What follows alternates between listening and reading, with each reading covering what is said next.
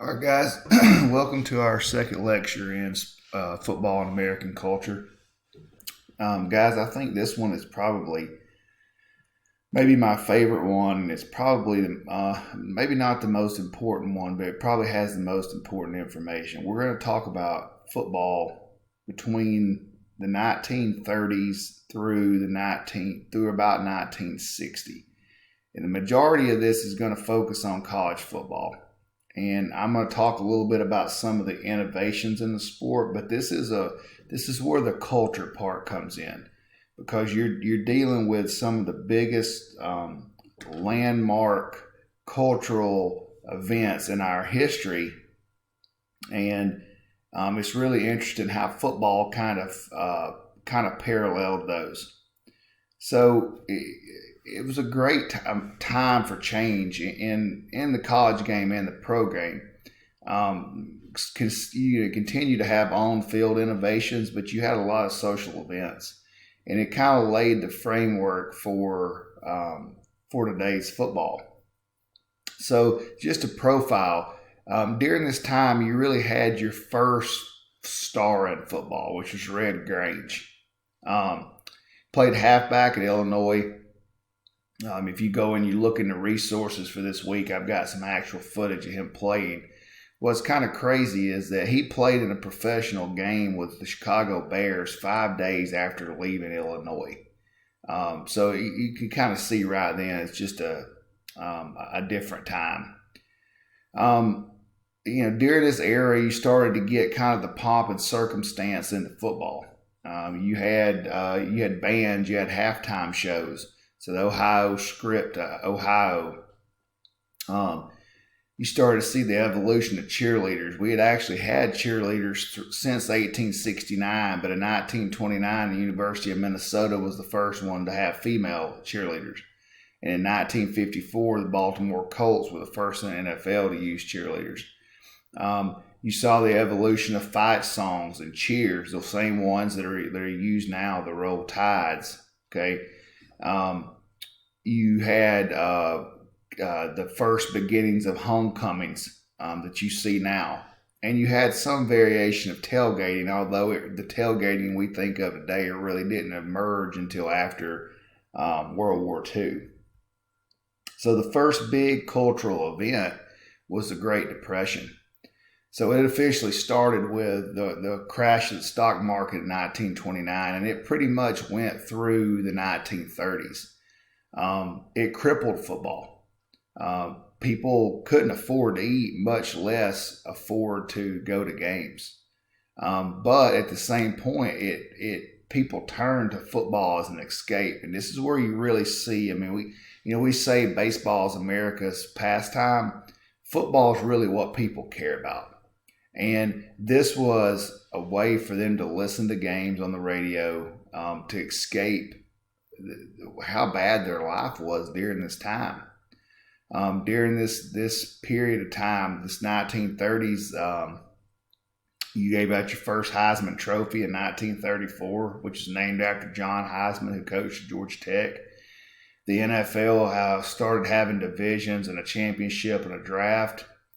In 1935, you had the Sugar Bowl, Orange Bowl, and Sun Bowl added, which joined the Rose Bowl, which it had been 2 years previous to that. And in 1937, the Cotton Bowl joined that. And again, with the exception of the Sun Bowl, all those bowls are still prominent bowls in college football. During the Great Depression, you had innovation in football still. You had cover four secondary. In the bottom right-hand corner, you had the T formation, which was made prominent by George Halas. The single wing was still very prominent. Fritz Chrysler, he was the first person, and this was 10 to 20 years in advance, who explored the idea of having a separate offense and separate defensive players. You had the evolution of the Notre Dame box, which is in the upper right-hand corner for an offense. You had spread offenses that looked like the spread offenses we had today. And then you had kind of the evolution of different fronts on defense, being playing 5, 6, 7-man fronts. So even though football somewhat came to a halt from a spectator standpoint, you still had people trying to evolve the game. We come right out of the Great Depression, guys, and we come right into World War II. The war lasted about 6 years, and we joined the war following the bombing of Pearl Harbor in 1941. Interesting fact, there was an NFL game being played at the time Pearl Harbor was being bombed. And about a third of all NFL players were in the war. Around 600 veterans of the war joined the league after they came back. And it really crushed the college game. You got to understand, you had a draft. You're looking at the greatest war in the history of the world. And so those were prime age for people to go fight.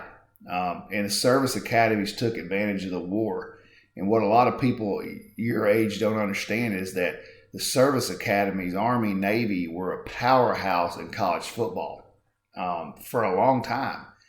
And the reason is that they offered deals for people to come into the service academies. They wouldn't have to enter the draft. They could join a service academy. They could get an officership. And so that led into them getting access to a lot of really, really good players, which lasted for a long time. Football is still very, very important. Even overseas. So in the Pacific Front at Guadalcanal, GIs, they carved out a place into the jungle basically to play football. They called it the Mosquito Bowl. People who were prisoners of war for the Japanese kind of jerry-rigged radios to be able to listen to games that they could get on shortwave radio. And many prominent college football players died in the war. Niall Kinnick was a 1939 Heisman Trophy Award winner from Iowa. He was killed in action. And so the GI Bill allowed some of these vets to come back from the war and to enter college to get a degree and to play. And this really ushered in the era of two-platoon football where you had a separate offense and a separate defense. Some innovations during the World War II era in the 1940s, the Eagle defense, which is up top, which you see variations of still. The split T offense, which is in the upper right. You had early variations of zone blocking, which they call split T veer, where basically the running back could pick the hole it wanted to go. You saw the evolution of the 4-4 and the 5-3 defenses. In 1940, the NCAA added a free substitution rule, so you were allowed to two-platoon people. And Ted Nugent from Virginia Military Institute was the first person to show the pro-eye style of offense, which is so popular still today. We come basically, guys, right out of World War II era into the era of sport divided, the 1950s and into the 1960s. You have to understand, guys, football had no Jackie Robinson. There was no pinnacle moment where a black athlete broke the racial barrier. It was a gradual change toward desegregation. And it started with northern schools slowly admitting black athletes from the South. That's why you saw such powerful programs up north. And Jim Crow laws prohibited segregated southern schools from playing northern schools. So, for example, Georgia was not allowed to play New York University in 1929 because they had two black players. In 1949, George Taliaferro was the first black player drafted in the NFL. And Georgia and Georgia Tech started to play road games with integrated teams. You have to understand, even back then, guys, the stadium was still segregated. And so it's kind of interesting how things pair up. And like I told you, when we started this, guys, you had football very closely follows cultural events. So December 1st, 1955, Rosa Parks refuses to give up her bus seat, which ushers in the Montgomery bus protest. The very next day, Georgia Governor Marvin Griffin tried to basically lobby the Georgia Board of Regents to prevent Georgia Tech from playing Pittsburgh in the Sugar Bowl because they had a black fullback named Bobby Greer. Pittsburgh had wanted none of it. They refused to segregate their part of the stadium. So you had two boycotts going on for two different reasons at the same exact time.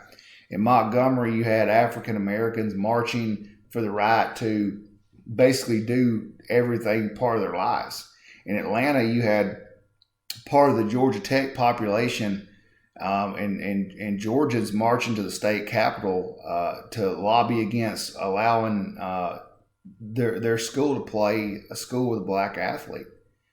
And Georgia Tech eventually played the game, and they eventually won the game, but it was on a really controversial call in the end zone, and it involved Bobby Greer. Some other things going on there. The Louisiana governor tried to outlaw black teams from playing in the Sugar Bowl. And the SEC had their first African-American player in that, Northington, Kentucky. Now, the University of Kentucky had floated this idea a couple of years previous to the SEC institutions about allowing for black athletes to be admitted, and nobody even responded. So Kentucky started it, followed by Florida, Auburn, and Mississippi State. The innovations continued. The idea of having precise defensive alignments, the idea of working to defeat blocks and naming blocks so you could learn to defeat blocks. The evolution of having secondaries to pair up with fronts. And then you got the defensive numbering system with the 1, 2, 3, the 4, 5, 6, 7, 8, 9, all the stuff that a lot of young athletes don't understand that. And it's always coaches try to attribute it to Bear Bryant, but it was actually Bum Phillips, who at the time was a high school coach, who actually came up with it.